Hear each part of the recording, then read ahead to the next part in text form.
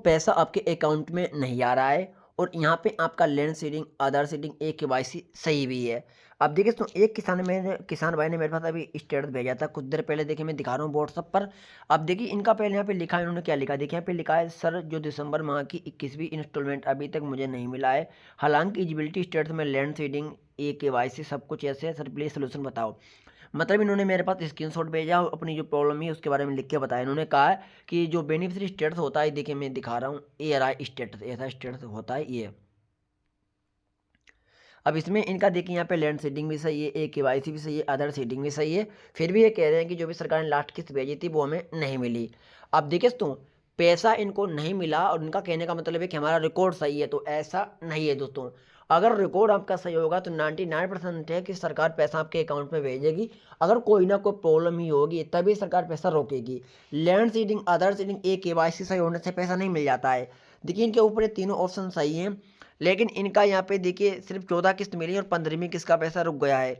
अब देख सकते हो उसका रीजन यहाँ पे क्या लिखा है, ये रीजन भी नीचे भी चेक कर लेना है, दो रीजन चेक कर लेना है, यहाँ पर चेक करना है और नीचे यहाँ पर भी चेक करना है।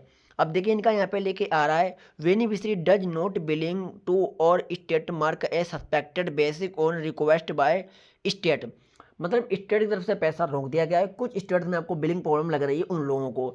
अब देखिए उसका रीजन यहाँ पे दे दिया गया है, रीजन में बताया गया है कि या तो हम अपात्र किसान हो या फिर जिन किसान को पैसा आ रहा था उनकी मृत्यु हो गई है, और इनएक्टिव का मतलब है कि आपके फॉर्म में कुछ छोटी मोटी प्रॉब्लम बन चुकी है, इनमें से कोई ना कोई दिक्कत है। अब देखिए अगर आप अपात्र होगे, अपात्र में क्या क्या कौन कौन किसान आता है से, अगर आप इनकम टैक्स के दायरे में आ रहे होगे, इनकम टैक्स का मतलब है आप इनकम टैक्स पे कर रहे होगे, या फिर आपके पास ज़मीन काफ़ी ज़्यादा होगी, अगर आपके पास ज़मीन 6 एकड़ से ज़्यादा होगी फिर भी हम अपात्र हो, या फिर आपके परिवार में ऑलरेडी किसी को पैसा आ रहा होगा फिर भी आप अपात्र हो। अगर इन कंडीशन से आते होगे तो आप इस वाली कंडीशन में आ रहे हो और पैसा नहीं चालू होगा, पैसा नहीं मिलेगा। दूसरा ऑप्शन यहाँ पे आ रहा है डेथ का, जिन किसान को पैसा आ रहा था, जैसे ये किसान है मान लेते हैं और इनका पैसा आ रहा था, कुछ किस्त मिली लेकिन उसके बाद पैसा रुक गया, और अगर इनकी डेथ हो गई होगी यानी मृत्यु हो गई होगी तो पैसा चालू नहीं होगा, ये वाली प्रॉब्लम रहेगी और पैसा अकाउंट में नहीं आएगा। अब यहाँ पे आता है इनएक्टिव वाली प्रॉब्लम, इनएक्टिव का मतलब है फॉर्म में कोई छोटी मोटी दिक्कत है, इसे सही कराओ तब पैसा मिलेगा। दोस्तों सही करवाना पड़ेगा तब पैसा आएगा, मतलब यहाँ पर वेरिफिकेशन करवाना पड़ेगा, क्योंकि उन लोगों को, अधिकारियों को लग रहा है कि कोई ना कोई प्रॉब्लम है इसलिए पैसा रुका है। अब आपको वेरिफिकेशन करवाने के लिए आपको नज़दीकी डिपार्टमेंट ऑफिस, तहसील या फिर कृषि विभाग जाना पड़ेगा, या तहसील चले जाओ या फिर कृषि विभाग चले जाओ, लेकिन वहाँ जाने से पहले कुछ दस्तावेज इकट्ठा कर लो।